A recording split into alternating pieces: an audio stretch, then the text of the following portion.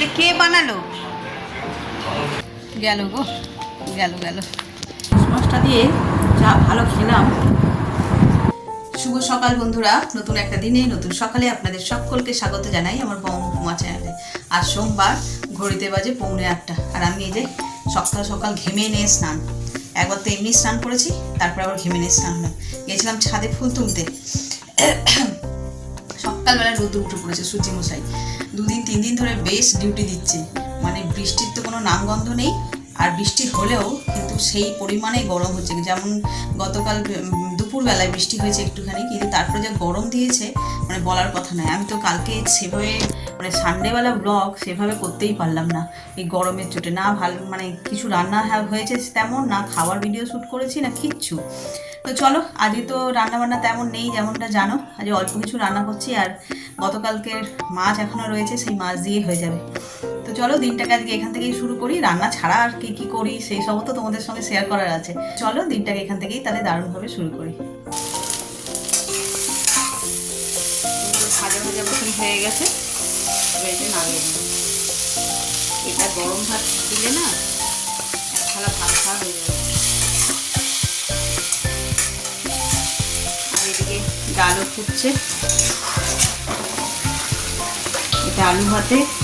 আর গতকালকের মাছ আছে, মাছটা এই যে মাছের ঝালটা, ঝাল না ভাপাটা। আর তো এরকম স্টিম করিনি, একবার কড়াই একটুখানি বসিয়ে দিয়েছি, একটা ফুট দিলেই নামিয়ে নেব।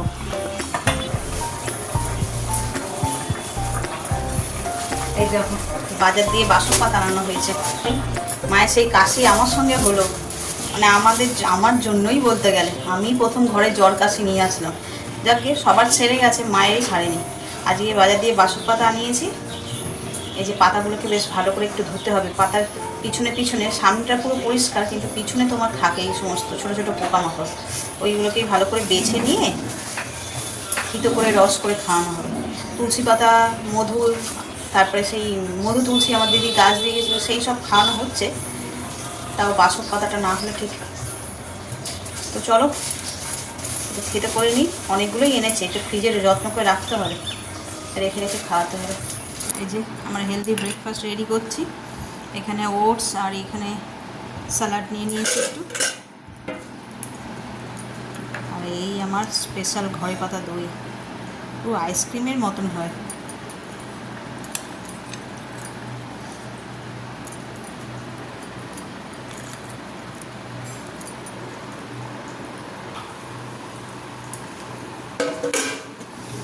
চলো ব্রেকফাস্টটা সেরে নিই।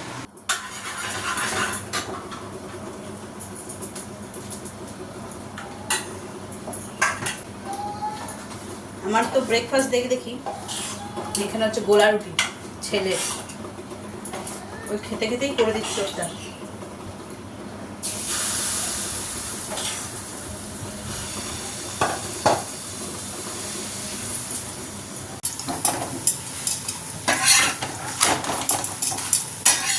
রেডি হয়ে গেছে একদম। চলো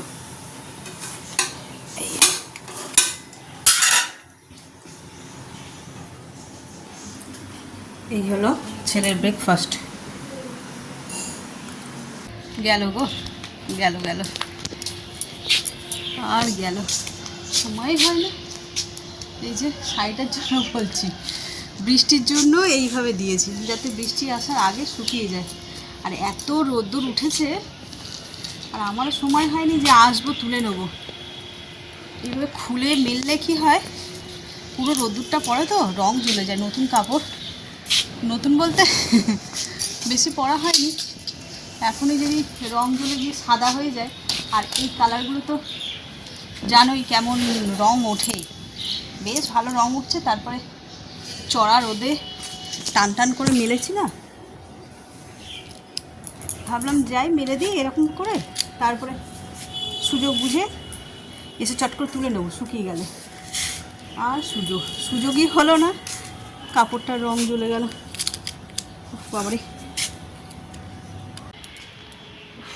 বাবারে, হাঁপিয়ে গেলাম। আমার এই যে এই কটা, এই কটাই শুকিয়েছে, এদেরগুলো সব পরে পরে মেলেছে, এগুলো এখন শুকায়নি, রোদ্দুর আছে, থাক আর একটু শুকনো হোক। ঘড়িতে বেজে গেছে 2:30। এবার খাওয়া দাওয়ার পর্ব শুরু করি। যেখানে খাবার বেড়েও নিয়েছি, তো চলো দিয়ে দিই। আর আজকে কী কী রান্না হয়েছে টেবিলে গিয়ে দেখাচ্ছি। আজকে দুপুরে কী কী রান্না হয়েছে দেখো, সকাল থেকে তো দেখানো হয়নি। আর আজকে তেমন কিছু রান্নাও করিনি। এখানে রয়েছে সাদা ভাত, আর রয়েছে উচ্ছের চচ্চড়ি, ইলিশ মাছ ভাপা, চিকেন আর ডাল। তো চলো এগুলো সব মেলানো মেশানো রয়েছে গতকালকের আর আজকের। তো খাওয়া শুরু করি। ঘড়িতে অলরেডি 2:45 বাজে। হ্যাঁ, পাখা ছাড়া 1 সেকেন্ড থাকা যাচ্ছে না। একটু করে রোদ্দুর দিচ্ছে যেদিন যেদিন, সেদিন একদম মাথা যন্ত্রণা হয়ে যাচ্ছে আমার গরমে। রয়েছে অশান্তিটা।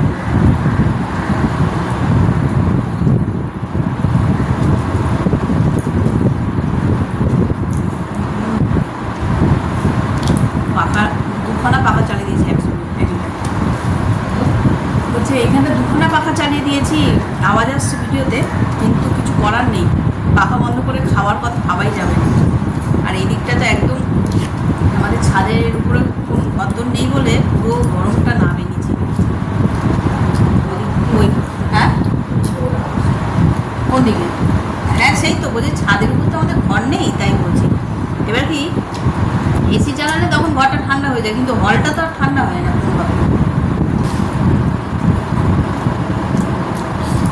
ইলিশ মাছটা দিয়ে যা ভালো খেলাম।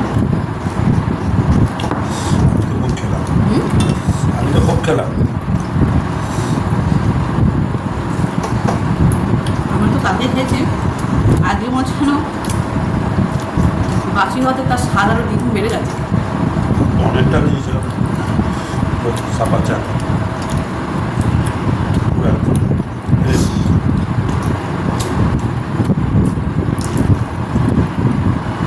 3-4 রকমের ইলিশ পদ খাওয়া হয়ে গেল এই বর্ষায়, মানে এই সিজনে। এখন সন্ধ্যেবেলায় এসেছে বাড়িতে জেঠিমা, আর কি নিয়ে এসেছে দেখো, 1 ডাব্বা ইডলি নিয়ে এসছে। এটা সাম্বার, দুটোই সাম্বার। দেখি জেঠিমা, ও জেঠিমা ওটা কে বানালো? ভালো হয়েছে তো? আমি টেস্ট করলাম, ভালো হয়েছে।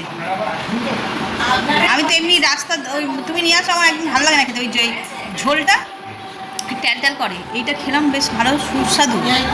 নিয়ে এলাম বাহাতে আসতে।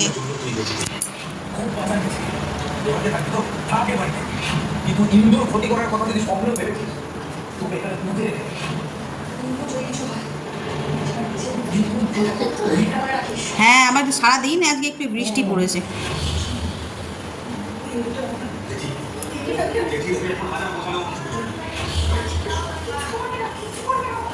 আসতে দেখে এখানটায়, তারা আমি ধরি। জুতো কোথায়? নিচে।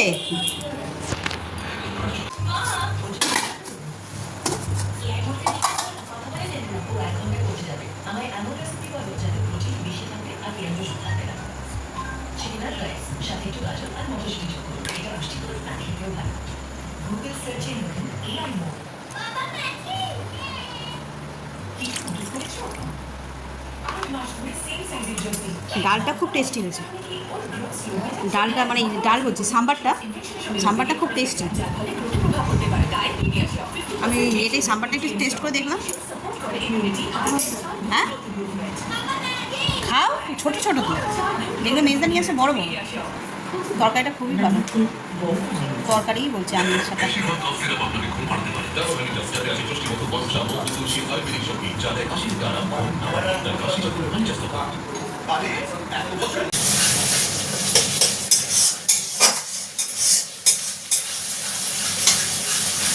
আলুর দমের মশলাটা কষানো হয়ে গেছে, এবার ভেজে রাখা আলুগুলো সব দিয়ে দেবো।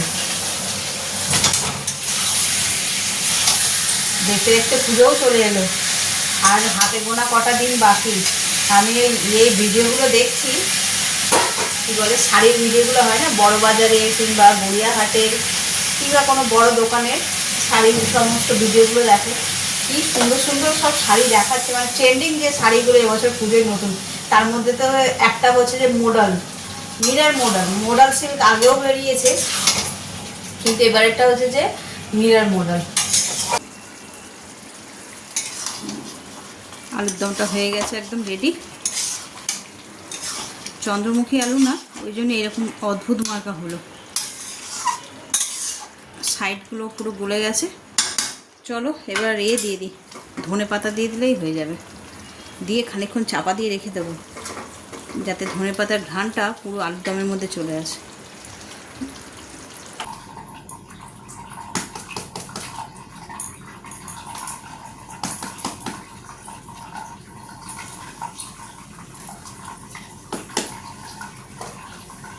রাতের বেলায় চলে এলাম